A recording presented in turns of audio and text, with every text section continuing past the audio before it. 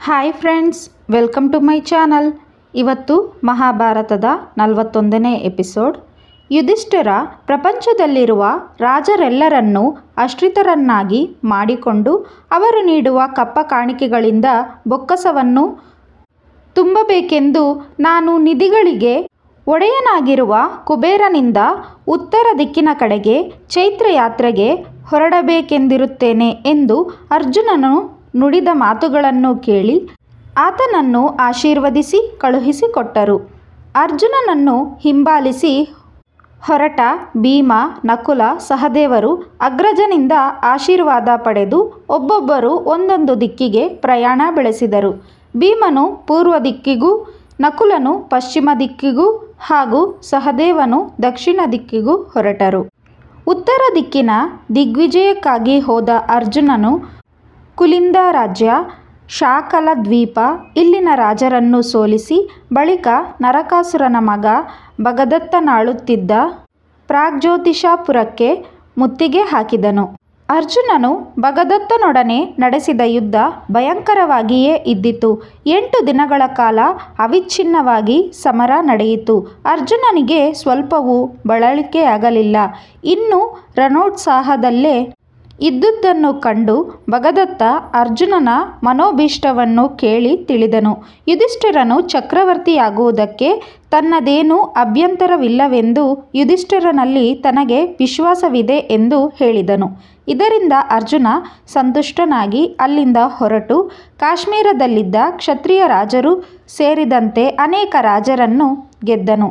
ಅರ್ಜುನನು ಹೀಗೆ ಒಬ್ಬೊಬ್ಬರನ್ನು ಸೋಲಿಸುತ್ತಿದ್ದನ್ನು ಕಂಡು ತ್ರಿಗರ್ತರು, ದಾರ್ವರು, ಕೋಕನದರು ಮೊದಲಾದ ಅನೇಕ ಕ್ಷತ್ರಿಯ ರಾಜರು ಒಟ್ಟಾಗಿ ಸೇರಿ ಅವನನ್ನು ಎದುರಿಸಿದರು. ಆದರೆ ಅರ್ಜುನ ಒಂದೆರಡು ದಿನಗಳಲ್ಲಿ ಆ ಎಲ್ಲರನ್ನೂ ಪರಾಜಿತರನ್ನಾಗಿ ಮಾಡಿಬಿಟ್ಟನು. ಮುಂದೆ ಬಾಹುಲಿಕನನ್ನು ಸೋಲಿಸಿ ತನ್ನ ಅಧೀನನನ್ನಾಗಿ ಮಾಡಿಕೊಂಡನು. ಹಿಮಾಲಯ ಹಾಗೂ ನಿಷ್ಕುಟ ಪರ್ವತದ ತಪ್ಪಲಲ್ಲಿದ್ದ ಸಕಲ ರಾಜರನ್ನು ಗೆದ್ದು ಜಯಬೇರಿ ಬಾರಿಸಿದನು. ಯುಧಿಷ್ಠಿರನು ಏಕಚಕ್ರಾಧಿಪತಿಯಾಗಬೇಕೆಂಬುದೇ ಅರ್ಜುನನ ಆಶಯವಾಗಿದ್ದಿತು. ಕಿಂಪುರುಷ, ಹಾಟಕ, ಉತ್ತರ ಕುರುಗಳನ್ನು ಗೆದ್ದು ಬೇಕಾದಷ್ಟು ರತ್ನಾಭರಣಗಳು, ಸುವರ್ಣ ಮೊದಲಾದವುಗಳನ್ನು ತೆಗೆದುಕೊಂಡು ಚತುರಂಗಬಲ ಸಮೇತ ಇಂದ್ರಪ್ರಸ್ಥಕ್ಕೆ ಹಿಂತಿರುಗಿದನು. ಪೂರ್ವ ದಿಕ್ಕಿನ ಕಡೆಗೆ ಹೋಗಿದ್ದ ಭೀಮಸೇನನು ಮೊದಲು ಪಾಂಚಾಲ ದೇಶಕ್ಕೆ ಹೋಗಿ ಪಾಂಚಾಲರನ್ನು ಸಾಮದಾನಗಳಿಂದಲೇ ಆಶ್ರಿತರನ್ನಾಗಿ ಮಾಡಿಕೊಂಡು ಮುಂದೆ ಗಂಡಕರು, ವಿದೇಹರು, ದಶಾರ್ಣ ದೇಶದವರು, ಪುಲಿಂದರು ಹೀಗೆ ಒಬ್ಬೊಬ್ಬರನ್ನು ತನ್ನ ಪರಾಕ್ರಮದಿಂದ ಗೆದ್ದು ಬಿಟ್ಟನು. ಬಳಿಕ ಚೇದಿ ರಾಜ್ಯವನ್ನು ಪ್ರವೇಶಿಸಿ ಅಲ್ಲಿನ ರಾಜನಾಗಿದ್ದ ಶಿಶುಪಾಲನನ್ನು ಸಂಧಿಸಿದನು. ಶಿಶುಪಾಲನು ಭೀಮನನ್ನು ಆದರದಿಂದ ಸ್ವಾಗತಿಸಿ ಅವನು ಬಂದಿರುವ ಉದ್ದೇಶ ತಿಳಿದು ಸಂತೋಷದಿಂದ ಚೇದಿ ರಾಜ್ಯವನ್ನು ಭೀಮನಿಗೆ ಅರ್ಪಿಸಿಬಿಟ್ಟನು. ಭೀಮನು ಶಿಶುಪಾಲನ ಪ್ರಾರ್ಥನೆಯಂತೆ ಕೆಲ ದಿನಗಳು ಅಲ್ಲಿ ತಂಗಿದ್ದು ಬಳಿಕ ಅಲ್ಲಿಂದ ಹೊರಟು ಪೂರ್ವ ದಿಕ್ಕಿನ ರಾಜರನ್ನೆಲ್ಲ ಗೆದ್ದು ಧನ, ಕನಕವಸ್ತು, ವಾಹನಾದಿಗಳೊಂದಿಗೆ ಇಂದ್ರಪ್ರಸ್ಥಕ್ಕೆ ಹಿಂದಿರುಗಿ ಎಲ್ಲವನ್ನೂ ಅಣ್ಣನಿಗೆ ಅರ್ಪಿಸಿದನು. ಸಹದೇವನು ಯುಧಿಷ್ಠಿರನ ಆಶೀರ್ವಾದವನ್ನು ಪಡೆದು ದಕ್ಷಿಣಾಭಿಮುಖವಾಗಿ ದಿಗ್ವಿಜಯಕ್ಕೆ ಹೊರಟು ಶೂರಸೇನ, ನಿಷಾದ ರಾಜ್ಯದ ದೊರೆ ಶ್ರೇಣಿಮಂತ, ಕುಂತಿಭೋಜ, ನಾಟಕೀಯರು, ಹೇರಂಬಕರು, ನೀಲರಾಜ ಮೊದಲಾದವರನ್ನು ಆಶ್ರಿತರನ್ನಾಗಿ ಮಾಡಿಕೊಂಡನು.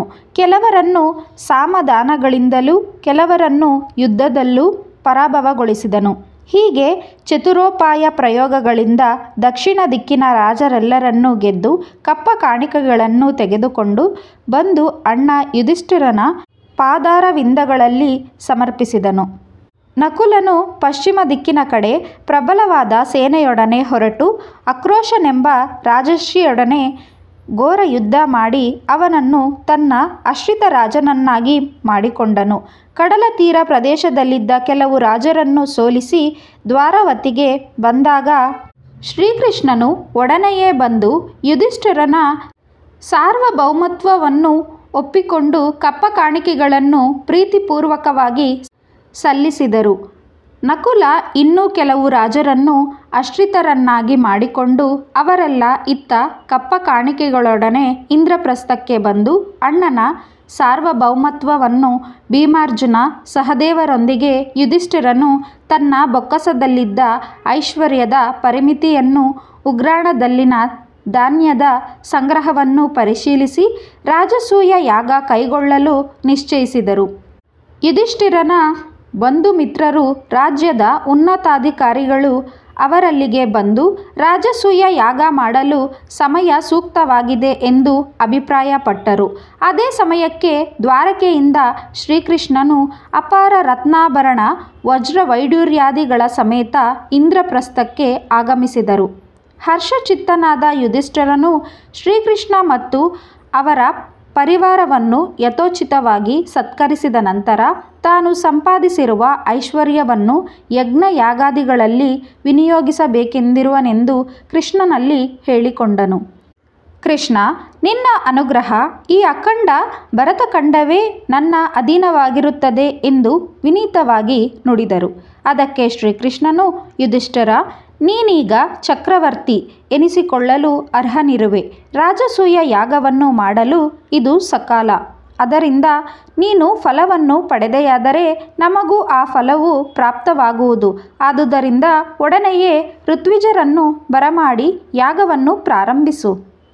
ಕೃಷ್ಣನ ಅನುಜ್ಞೆಯನ್ನು ಪಡೆದು ಯುಧಿಷ್ಠಿರನು ತಮ್ಮಂದಿರೊಡಗೂಡಿ ರಾಜಸೂಯ ಯಾಗಕ್ಕೆ ಬೇಕಾದ ಎಲ್ಲ ಸಿದ್ಧತೆಗಳನ್ನು ಮಾಡಿಕೊಂಡರು.